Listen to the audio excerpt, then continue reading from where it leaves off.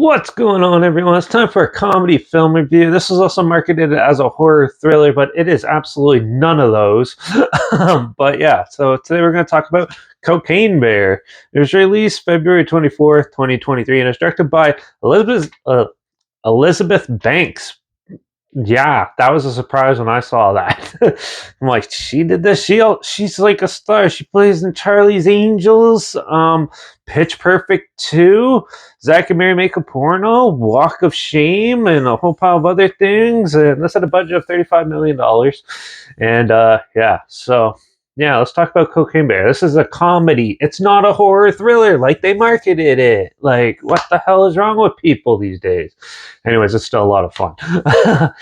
So some drug lords in like the 80s, where the plane was going down, so they threw a whole pile, all their bags of cocaine out of the airplane over a forest, and it crashed and shit. And some other drug dealers are trying to get it back, so they go into the forest and try to find it. But of course, some dorky kids find it. A bear eats half of it, and some other people hear about it, so they all go searching for it. So you got this big cluster of characters coming and together, and of course you have the oldest park ranger imaginable who doesn't really know how to handle it. Yeah, this film is very quirky, stupid, and hilarious all at once.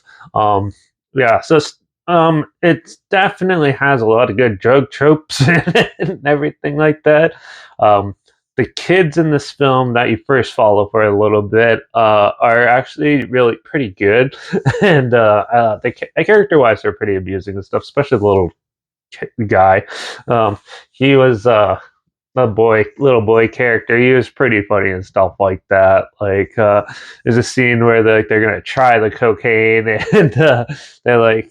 So they put a mountain of it like this thick on a knife, and then they eat it with their mouth. It doesn't taste like not the last bit I had with my friend. Oh, it's so funny. Yeah, but they're there just for some comic relief and stuff. You're really following these drug dealer men that aren't doing the best that they could. They're all down and not having the best life and stuff. And they run into these really ridiculous looking hoodlums in the forest, and then they beat the crap out of them in a stall, and then take one of them to show them where the cocaine is. And then when they get there, the bear is obviously hot. They're eating it and stuff, and yeah, the park rangers are all there. This is the big problem with this movie. There's too many characters. There's too many characters to follow around. But for what it is a really funny movie. It does have a lot of good humor. It's gory as hell, which I absolutely liked. And yeah, there's some pretty cool kills and some interesting shots of the bear. The bear's not only is only in the movie for like maybe half of it, so sadly, but yeah, I kind of wanted more of that. And yeah, there's too many characters to follow in this movie. You could cut out half the characters and still have the decent film it was. And yeah, I think that was more of its downfall. It was well shot, well done. The CG bear looks pretty cool and stuff, and boy, was there some pretty good kills in this. And yeah, the ending was kind of cheesy and tropey, I guess, but they could have expand that a bit more, made it a little more thrilling, maybe, or something. But for what it was an amusing film. And now we're gonna have a whole pile of knockoff animals on drug films, like apparently they're making Meth Gator and Weed Beaver or something like that. And yeah, it's going to start a trend. So hope you're ready for that. But yeah, this one was amusing and is very daring. And I was surprised to see a big studio put this much money towards a comedy sort of risky thing like this, which is exactly what I like to see studios do. I'm sick and tired of watching them play the safe card and go and just do the same old goddamn crap every time. And now finally it took Elizabeth Banks of all people to direct something like this and really risk it to bring something unique and do it. Now, like some like TV shit, like The Asylum's done stuff like this, like Gatoroid, or at least when it faced like Mega Snake or whatever the hell it was. They try to do stuff like that, but you never see a big studio do it till now. So I like the fact that they're some studios out there are actually gaining balls again and doing something different. Finally. Anyways, Cocaine Bear is an amusing film. Too many characters, but it's still somewhat fleshed out.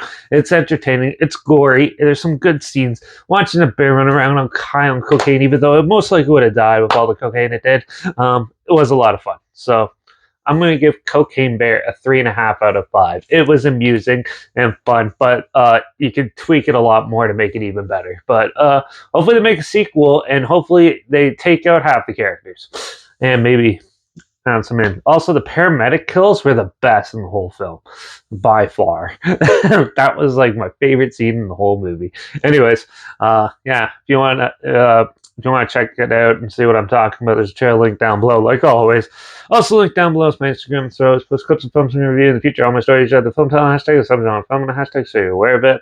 Also, my Letterbox is down below. JP reviews, that's where I post my first star rating right after watching the films. And my Twitter is down there at reviews_Derek. So follow me on those platforms. Stay in loop with this channel.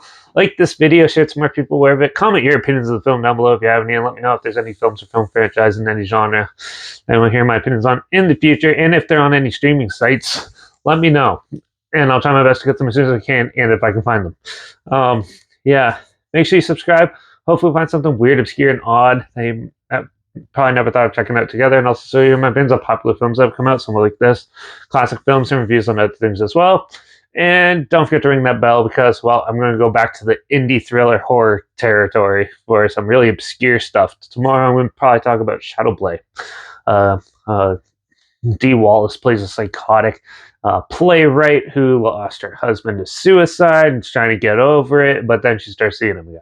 Sounds interesting, so I'm going to check that one out for the next review. So make sure you tune in for that.